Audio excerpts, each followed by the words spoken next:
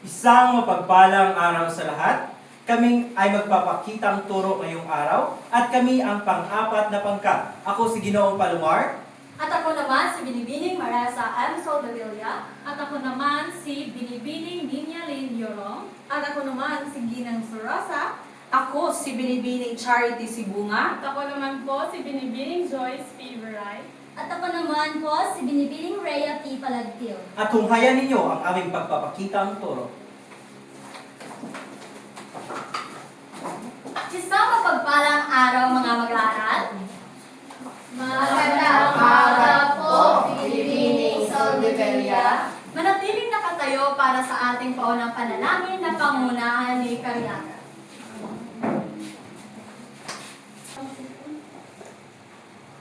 Amen. Amen. Manatiling nakatayo dahil may inihanda akong isang video presentation para sa inyo. Gamitin ang inyong mga mata sa panunood at pagtingin sa mga bawat galaw at awit. Gamitin ang ating mga tenga at yung mga bibig ay gamitin para sa pagsabay sa awit at ang yung mga kamay ay ang pagsabay sa galaw. Naintindihan ng ba? Opo. Bata, sasayaw tayo, okay? Ready na ba kayo? Sa dalawa, tatlo. At hindi tulad ng bagis. Tulad ng bagis, paligid tulad ng bagis, diwa ko. Paligid tulad ng bagis. Tulad ng bagis, paligid tulad ng bagis, diwa ko. Kaya pa tulad ng dagat. Tulad ng dagat, kaya pa tulad ng dagat, diwa ko. Kaya pa tulad ng dagat. Tulad ng dagat, kaya pa tulad ng dagat, diwa ko. Malaya tulad ng ibon. Tulad ng ibon, malaya tulad ng ibon, diwa ko. Malaya tulad ng ibon. Tulad ng ibon, malaya tulad ng ibon, diwa ko. Ngayon ay alam ko mapanood na ninyo ang ating video presentation at mamaya ay magkakaroon kayo ng ideya kung anong klaseng video presentation ito. Kaya bago kayo magsiupo ay pakipulot muna ng mga basura sa ilalim na ninyong mga upuan at pakihanay na rin ng mga upuan ninyo. Tapos na ba? Maaari na kayong umupo at gawing komportable ang inyong mga sarili. Ngayon, nais kong si Binibining Sekretarya ay isulat niya o itala niya ang mga liban sa araw na ito. Naintindihan na ba, Binibining Sekretarya? Pakipasa lahat na yung mga takdang aralin sa pagbilang ko ng 3. Ipasa na sa hangap. 1, 2, 3. Nagsumiti na ba ang lahat ng kanilang mga takdang aralin? Opo. Mabuti naman kung ganon. Ngayon, class, sa loob ng ating klase, ay mayroon tayong mga alintuntunin na dapat nating sundin. Ngayon, sabay-sabay ninyo itong basahin at isapuso. Sa pagbilang ko ng 3, sabay-sabay. 1, 2, 3. Ang aktibong makilahok sa talakayan at mga gawain. Respetuhin ang kapwa mag-aaral, guro at iba pang opisyal ng paaralan. Alamin ang tungkulin bilang mag-aaral at gampanan ang buong husay. Laging panatilihin ang kalinisan at kaayusan ng silid-aralan. Salamat sa pagbasa. Naway malinaw at naintindihan ninyo ang ating mga alintuntunin. Ngayon, klase, bago tayo dumako sa panibagong paksa na ating tatalakayin, ay magbabalik-ahan muna tayo. Ano nga ba ang ating paksang tinalakay noong nakaraang pagkikita? Baniel? Ang ating tinalakay noong nakaraang pagkikita ay tungkol sa mga elemento ng dula. Tama kaya o tama ba ang sagot ni Baniel Minchilin? Tama po. Ayan. Ano nga ba ang mga elemento ng dula? Sino ang mayroong ideya? Nais kong sumagot si Deacon. Sa mga naalala ko po, may 7 elemento ang dula. Una ay tauhan, tagpuan, dialogo, barangay, tema, tema, direksyon, at ang panghuli ay musika at tunog. Mahusay!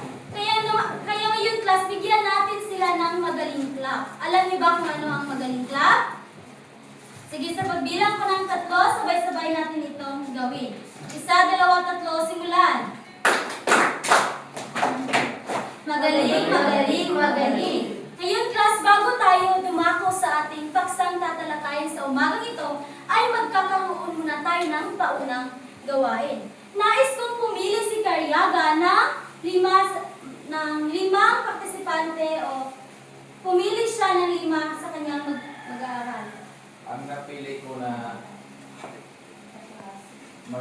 napili ko ay sina Katobis, Banyel, Vidal, Akab at saka si Dicon.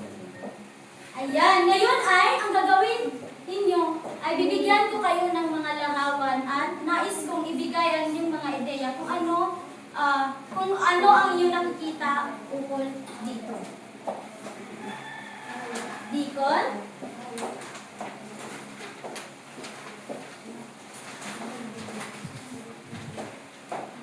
Daniel?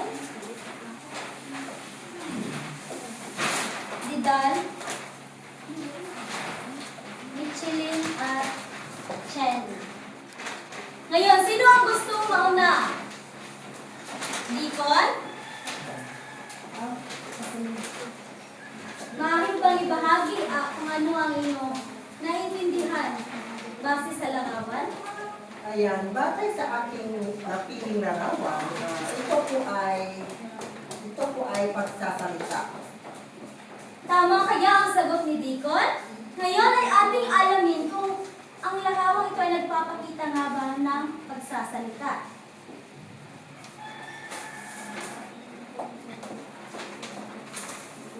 Basahin ng sabay-sabay. Pagsasalita. Tama ang sagot ni Dicon. Sino naman ang gustong sumunod? Banyel.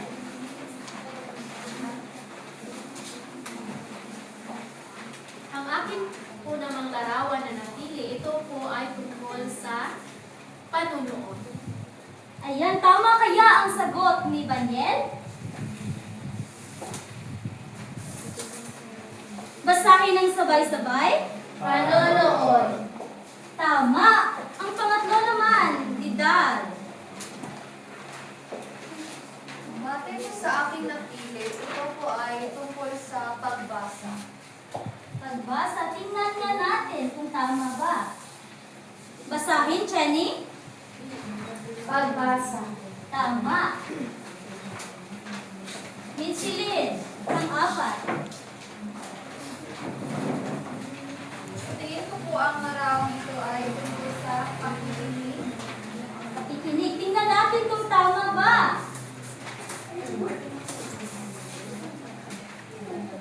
Tama, at ang panghuli naman ay si Chenny.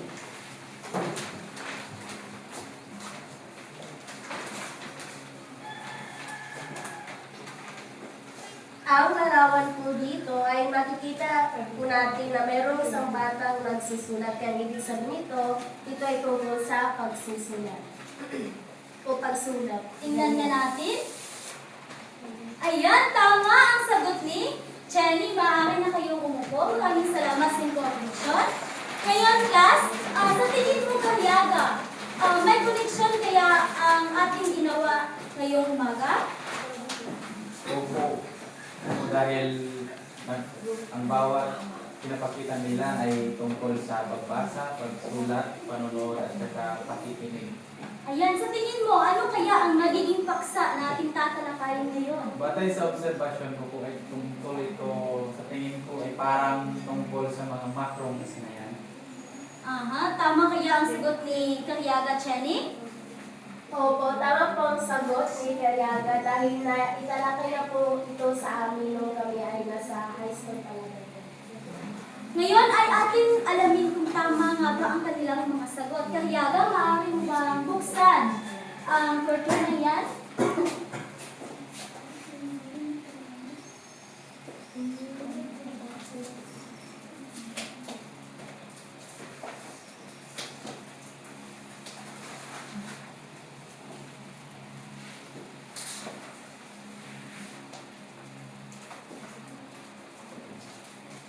Ayan, tama nga ang sagot ng iyong mga kamag-aral. Ang ating tatalakayin sa umagang ito ay tungkol sa 5 makrong kasanayan.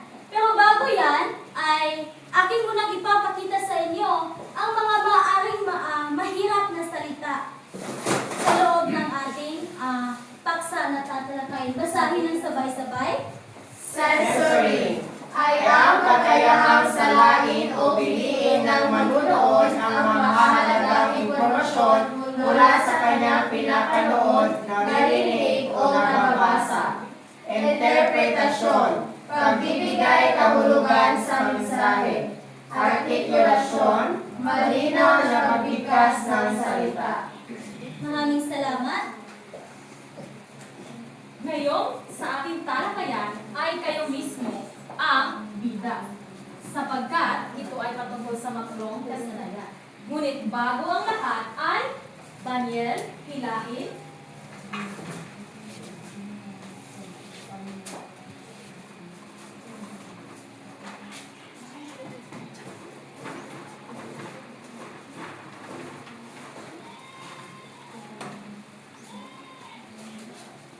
At basahin. Na ipapakita ang pag-unawa sa makrong kasanayan sa pamamagitan ng malayang pagtatanghal. Natutukoy ang 5 makrong kasanayan sa wika. Napahahalagahan ang paggamit ng makrong kasanayan sa mabisang komunikasyon at pagkikipag-ugnayan sa kapwa. Okay, maraming salamat. At ano nga ba, class, ang makrong kasanayan? Agad, mayroon ka bang ideya? Ibahagi ito.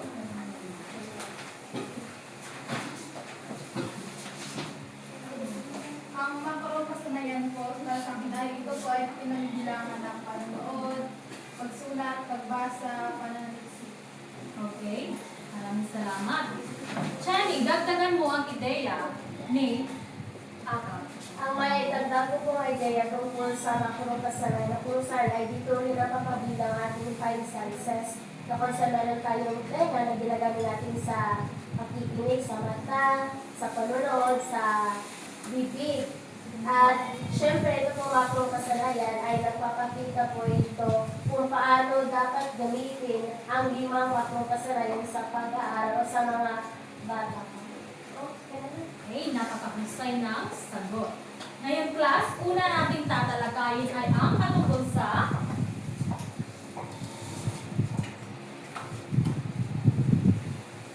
basahin. Pakikinig. Ito ay patungkol sa pakikinig. Ngayon, ay mayroon akong ipaparinig sa inyo. Kaya naman, magbilang mula sa iyo, 1 hanggang 4. Isa. Dalawa. Okay. Ngayon, makinig sa inyong gagawin. Mayroon ako 4 na cellphone na ipaparinig ko sa inyo na mamaya ay ibibigay sa aking mga fellow demonstrator. At ang inyong gawin ay pakinggan ninyo ito sa 2 minuto. Ngayon, dito ang pangkat 1, pangalawa, pangatlo at pang-4. Pumunta na sa grupo ang lahat.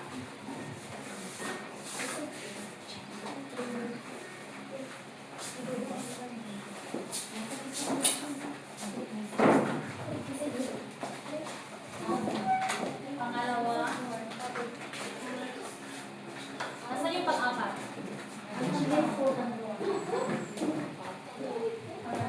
Pangalawa yung pangalawang grupo. Pang-4.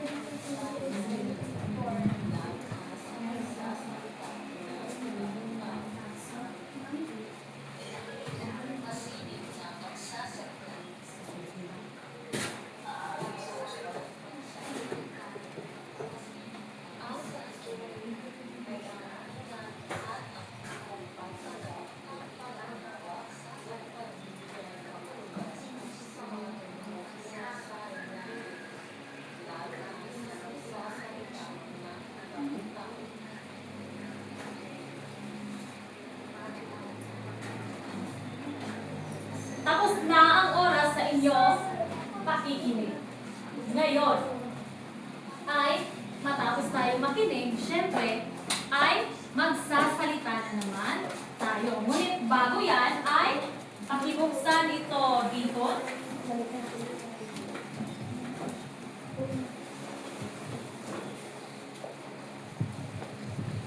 At basahin.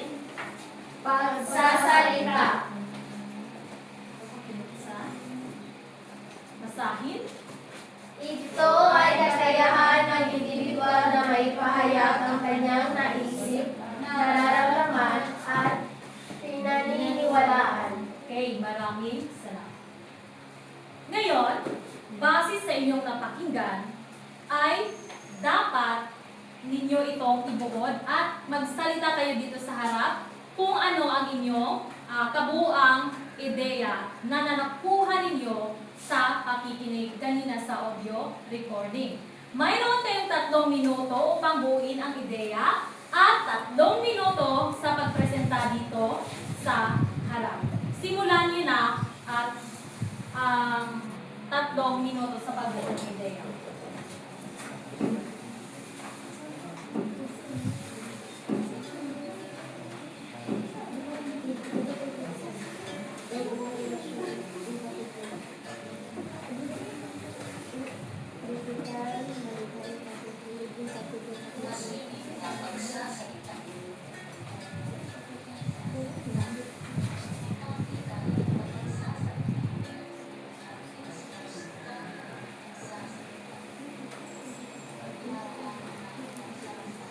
Dalawang minuto na lamang.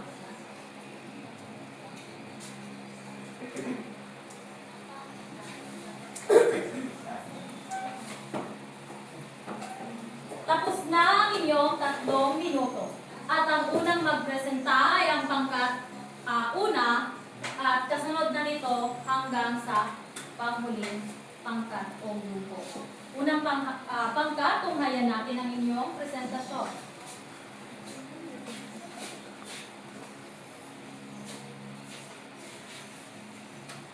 Para po sa aming ipresenta o ibahagi ay ang aming napakinggang audio recording ay tungkol sa pakikinig. So ano nga ba ang pakikinig? Ang pakikinig ay isang aktibong pagtanggap o pagtanggap ng mensahe o interpretasyon lalo na sa mga taong nagsasalita. Magaling. Pangalawang pangkat, pumunta dito sa harap.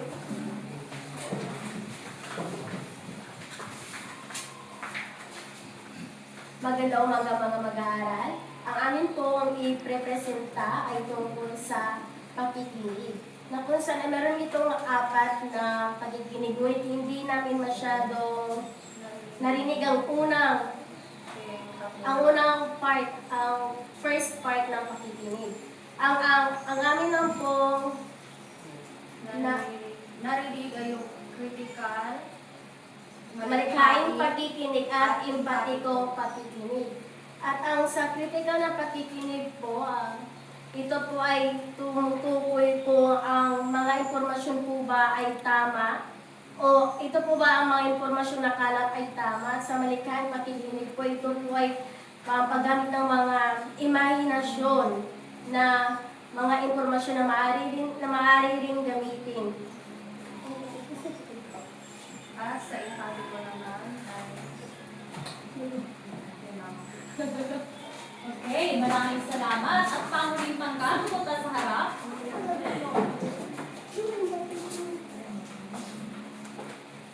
Ang ating pong iprepresenta ay tungkol po sa pagsasalita, kung saan ito po ay may 4 na paraan. ang una ay ang Masiling na pagsasalita, formatibo na pagsasalita mapanghikayat na pagsasalita, at expository na pagsasalita. at yun lamang po. Maraming salamat. Okay, maraming salamat.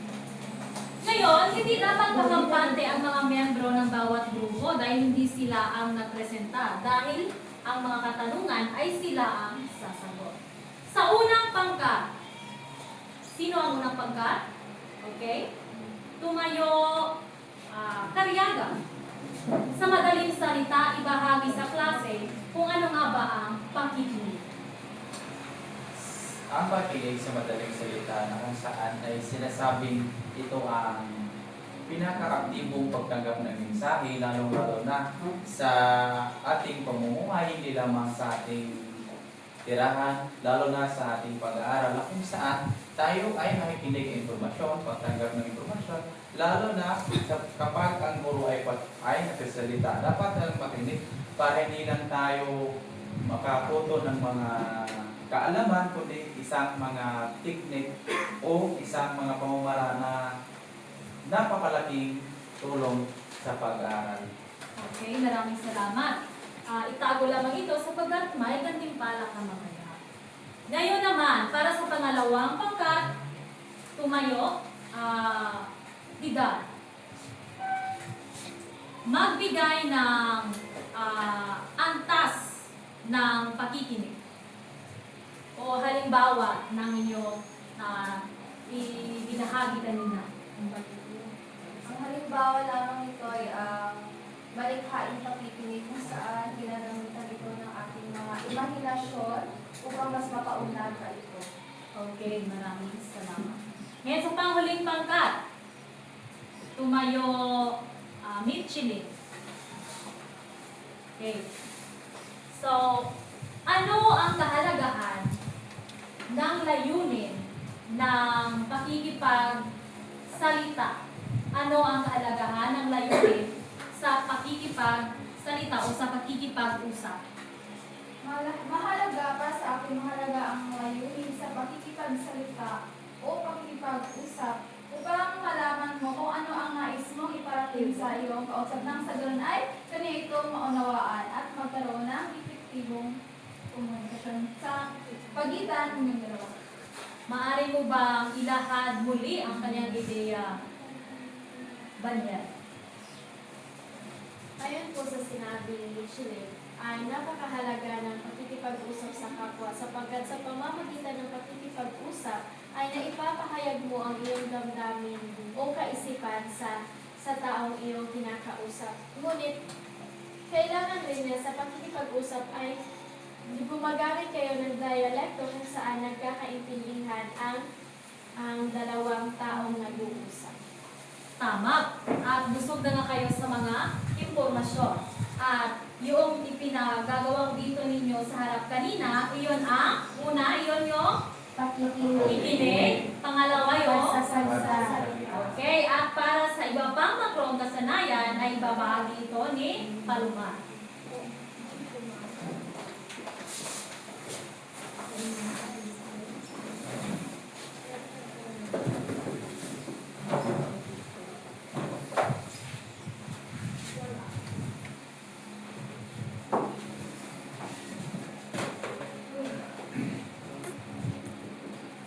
Para sa pagpatuloy ng talakayan, manatili kayo sa inyong pangkat dahil meron pang 3 kasanayan ang dapat ninyong malaman. Ang pangatlo, ang pagbasa, pagsulat, at ang panunod. Pero bago yan, basahin mo, Banyen, ang kahulugan ng pagbasa. Maaaring bang buksan at basahin.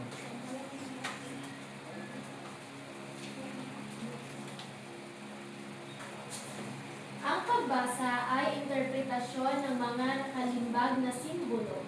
Pagbibigay ito ng kahulugan sa mga sagisag o simbolo sa iyong kaisipan.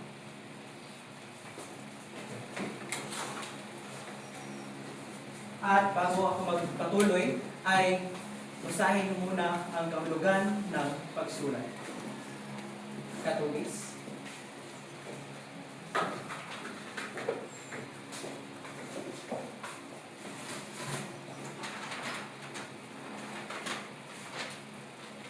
Basahin.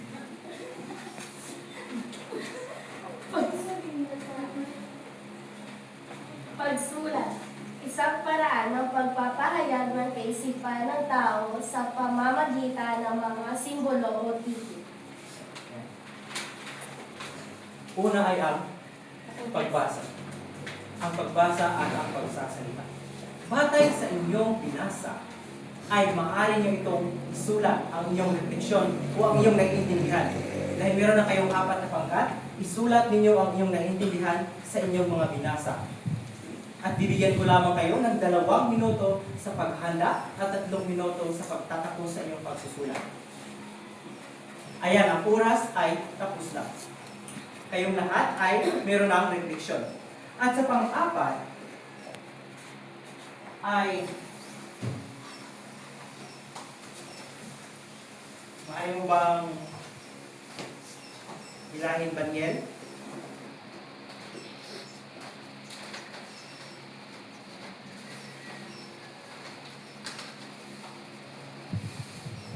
At basahin Dico.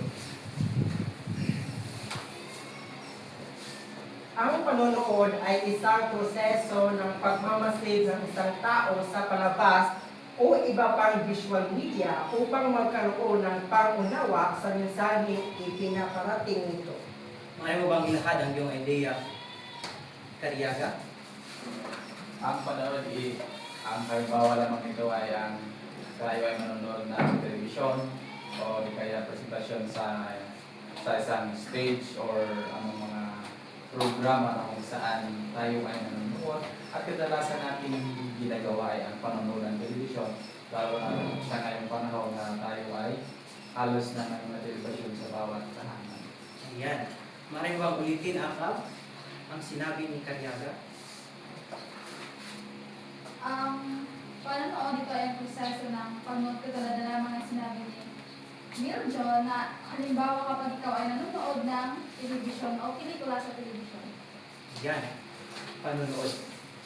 Yung sinulat ninyo kanina na reflection ay gawa niyo ng pagtatanghal. Halimbawa, pagbabalita. At magtatanghal ang pangkat. Halimbawa, ang unang pangkat ay magtatanghal at ang ibang pangkat ay manonood kung paano nila ito tinatanghal ng malaya. At bibigyan ko lamang kayo ng 2 minuto sa paghanda at 3 minuto sa pagpresenta sa harapan. Unang pangkat, pangalawang pangkat, pangatlong pangkat, at pang-4 na pangkat. Alam kong kayong lahat ay meron ng nalalaman talaga sa aking paksa ngayong araw at ipagpatuloy na natin ang pagkatang gawain. Manatili sa inyong pangkat para sa ating pangkatang gawain. Ang gagawin o ang bawat grupo ay gagawa ng isang malayang pagtatanghal tungkol sa mga makrong kasanayan. Ngayon, para sa magsilbing gabay ninyo sa pagsasagawa, narito ang ating mga pamantayan. Basahin ng sabay-sabay. Bawat pangkat ay gagawa ng isang maikling ngunit malayang pagtatanghal gamit ang mga makrong kasanayan. May 5 minuto sa paghahanda at 3 minuto sa pagtatanghal. Criteria: nilalaman 20 puntos. Pagkakahit 15 puntos. Operasyon 15 puntos. Pagpapakita ng makrong 50 puntos. Kabuuan 100 puntos. Ngayon, meron pa bang mga katanungan hinggil sa mga gagawin niyo? Dahil wala na ang iyong 5 minuto sa paghahanda, ay nagsisimula na. Tapos na ang 5 minuto ngayon, pangalawa, pangatlo at pang-4 na pangkat, tunghayan natin ang presentasyon ng unang pangkat. Ayan, napakagaling. Bigyan natin sila na good job clap. Sabay-sabay natin itong gawin. 1, 2, 3, gawin. Good job, good job, good job. Ayan, tunghayan naman natin ang pangalawang pangkat. Napakahusay din. Palakpakan natin. Bigyan natin sila ng fireworks clap. Sabay-sabay natin gawin. 1, 2, 3. 1, 2, 3. Ayan, ngayon naman, tunghayan natin ang presentasyon o pagtatanghal ng pangatlong pangkat. Napakahusay din. Bigyan natin sila ng 5 bagsak at 5 padyak. 1, 2, bagsak. Okay, sabay-sabay natin gawin. 1, 2, 3, gawin. Ayan, ngayon naman, tunghayan natin ang ating pang-4 na pangkat. Ngunit ito sila ay hindi nagpapahingi. Ayan, napakahusay din. Bigyan natin ng isang masigabong palakpakan ng bawat pangkat. Ngayon naman, Mildon, ano ba ang iyong hinuha base sa inyong pagtatanghal na ginawa? Base po sa aming pagtangka na ginawa kami po ay hindi lamang misiyahan, kundi marami kami natutunan, lalo na sa mga makalugasya na yan, na kung saan ay hindi pala aming nalalaman sa araw na ito na ito pala ay ginagamit namin lalo na sa aming pag-aaral. Magaling. Ngayon naman, maaari bang dagdagan mo, Didal, ang mga hinuha ni Miljon Cariaga base sa inyong pagtatanghalang ginawa? Kami po ay hindi lamang nasiyahan, kundi kami rin ay may nalaman ng mga bagong mga teknik, katulad na lamang ng mga malikhain na pagtatanghal, katulad ng ginawa namin. Okay, ngayon gusto niyo ba malaman sa mga puntos na inyo nakuha? Opo! Okay, ngayon para sa unang panggat, kayo ay nakakuha ng 78 puntos. Sa pangalawa naman ay 76. Sa pangatlo, 77. At ang nakawa, 78. Bagaman, hindi ninyo nakuha ang kabuuan, ngunit ako ay natutuwa sapagkat binibigyan ninyong diin at pansin ang ating mga pamantayan. Ngunit nakukulangan ako sa inyong kooperasyon at pagkakaisa. Kaya yun ang nakuha ninyong mga puntos. Pero sa kabuuan, napakahusay at napakagaling. Alam kong busog na ang lahat sa kaalaman, kaya may inahanda akong mga katanungan. Banyel, pumunta sa harap, kunin at paikutin ang ruleta.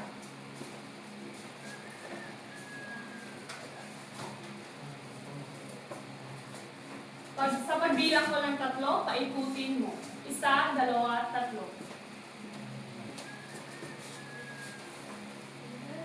Ayan, ang makrong kasanayan mo ay tungkol sa pagsasalita.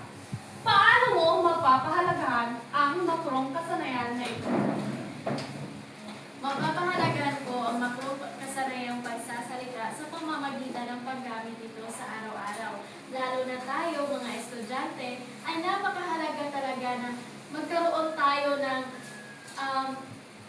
matalinong pakikipagkomunikasyon, hindi lamang sa ating kapwa, kundi pati na rin sa ating mga guro upang maihayag natin ang ating mga saloobin or mga katanungan na nais natin iparating sa kanila. At syempre, dahil tayo ay mga future educators, napakahalaga talaga na gamitin natin ito at upang maipahayag din natin ang ating mga kaalaman sa ating mga future na mga mag-aaral or mga estudyante. Magaling, Banyel. Bagkus, gusto ko pang magkaroon ng ibang idea ang iyong mga kaklase. Manatiling nakatayo, hawakan ang katawan. At pumili ng 3 pangalan. Pumili ng pangalan. 3. JR, Tumayo.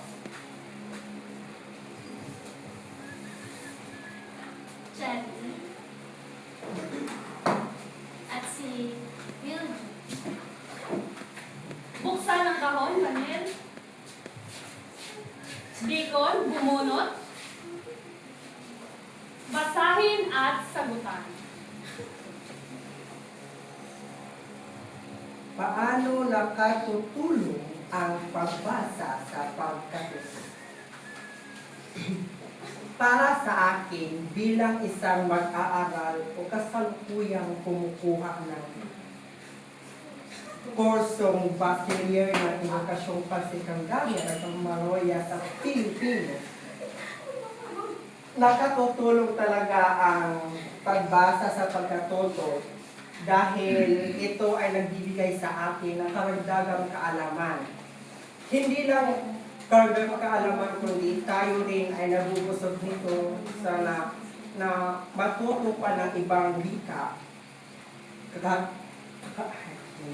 Katulad lamang ng mga makrokasanayan, tayo ay nakaaral nito upang mas maunawaan pa natin ang ibang wika dito sa Pilipinas. Kaya ang pagbasa o ang makrokasanayan na pagbasa ay mahalaga talaga bilang isang bahagi ng tao. Husay, maaari ka lang umupo.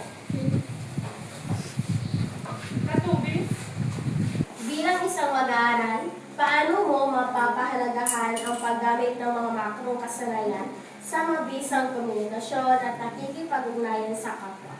Mapapahalagahan ko po ang paggamit ng mga makrong kasanayan sa mabisang komunikasyon at pakikipag-ugnayan sa kapwa sa pamamagitan na gamitin ito sa tama. At katulad na lamang po sa ating pang-araw-araw na pamumuhay ay ginagamit po natin ang 5 makrong kasanayan.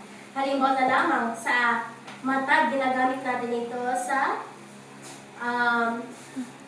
panunood o di kaya panunood ng mga balita, lalo na sa mga kasalukuyang nangyayari sa ating panahon, sa panahon natin ngayon, at sa pakikinig na kung saan tayo ay maging kritikal na sumuri kung ang mga impormasyon ba na inilalahad nila ay tunay. At sa bibig naman po o ang pagsasalita ay ginagamit natin ito upang gamitin ang ating boses kung ano nga ba ang tamang gawin. At syempre sa pagsulat din po ay magagamit rin po natin ito dahil ito rin po ay isa sa mga paraan upang maipahayag din ang ating saloobin. Kung hindi po natin ito masabi gamit ang ating bibig, ay maaari po natin gamitin ang ating pagsulat upang ito po ay ito po ay mailahad sa iba. Maraming salamat. Napakahusay ng iyong kasagutan. Maaari ka na umupo katuloy. Ngayon para sa panghuli, karyaga, bubunot, basahin at sagutan. Ang tanong namin na bunot ay, ano ang makrong kasanayan na ginagamit kapag tayo ay nakikinig sa guro? Ang makrong kasanayan na ginagamit kapag tayo ay nakikinig sa guro, ito ay pakikinig. Na kung saan ay ito ay napaka-importante lalo-lalo na katulad namin mag-aaral na kung saan importante talaga ang pakikinig para sa mga pwede natin matutunan na kaalaman. Ayan! Maraming salamat. Maaari kayong umupo. Maraming salamat sa inyong mga kooperasyon. Tiyak kong kayo talaga ay nakikinig at handa na sa ating pagsusulit. Ayan, ihanda ang mga sarili sa ating gagawin sa umagang ito. Mayroon lamang ang mga papel ng mga sagutan na pwede mong sagutan ng mga katanungan. Ipasa sa likuran at mayroon kayong 5 minuto upang sagutan ito. Ang inyong mga minuto ay nagsisimulan.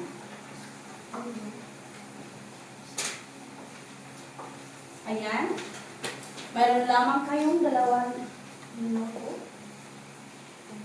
Tapos na ang inyong pagsasagot. Ayan, ipasa sa harapan at ako lamang ang wawastuli. Narito na ba ang lahat ng papel? Ayan, dahil tapos na kayo sa inyong mga kasagutan sa ating gawain ito, ay may papabaon ako sa inyong bahay na nais nyo sagutan sa pamamagitan ng pagbasa ng panutos. Sabay-sabay niyong basahin sa pagbilang po ng 3. 1, 2, 3, basahin. Mag-isip ng isang pang-araw-araw na sitwasyon, halimbawa sa bahay, paaralan o komunidad, kung saan nagagamit ang inyong makrong kasanayan, pakikinig, pagsasalita, pagbasa, pagsulat at pagnunood. Gumawa ng maikling salisayo o paglalarawan, 3 hanggang 5 talata na nagpapakita kung paano nagagamit ang bawat makrong kasanayan sa napili mong sitwasyon. At para masukat natin ang inyong mga kaalaman sa gagawin ninyong takdang aralin, mayroon tayong criteria. Basahin ng sabay-sabay. Criteria, nilalaman ng 5 puntos, pag-unawa 10 puntos, organisasyon ng 5 puntos, wastong paggamit ng wika 20 puntos, kabuuan 60 puntos. Ayan, maraming salamat sa inyong kooperasyon sa umagang ito at naway kayo'y may natutunan. Yun lamang at maraming salamat. Paalam mga mag-aaral. Paalam!